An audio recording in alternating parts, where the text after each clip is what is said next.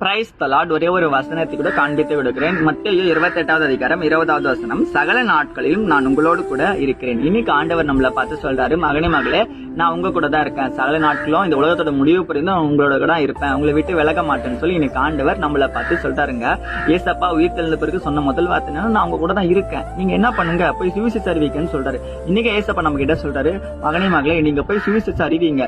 நான் ஏன் உங்க கூட இருக்கேன்னா, நீங்க உலகத்துல இருக்க ஜனங்கள்லாம் என்னை ஏற்றுக்கொள்றதுக்கு நீங்க காரணமா இருக்கணும், அதுக்கு நீங்க பயன்படணும்னு சொல்லி இன்னைக்கு ஆண்டவர் நம்மள பார்த்து சொல்றாரு. அதுக்கு நம்ம என்ன பண்ணணும், போய் எல்லா ஜனங்க கிட்ட காஸ்பலை அறிவிக்கணும். நம்ம ஏசப்பா பத்தி நம்ம சொல்றோமா? கொஞ்சம் யோசிச்சு பாருங்க. நம்ம ஸ்கூலுக்கு போறோம், காலேஜுக்கு போறோம், வேலைக்கு போறோம், நிறைய இடத்துல பண்றோம். ஏன்னா ஏசப்பா பத்தி சொன்ன ஒரு மாதிரி தப்பா நினைச்சுப்பாங்க, கிண்டல் பண்ணுவாங்க, மதம் பரப்புறோம்னு சொல்லி கஷ்டப்படுத்துவாங்க சொல்லி நம்ம சொல்றோம். ஆனா நம்ம மதம் பரப்ப தேவையில்லைங்க, ஆண்டவருடைய அன்பை பரப்பலாங்க.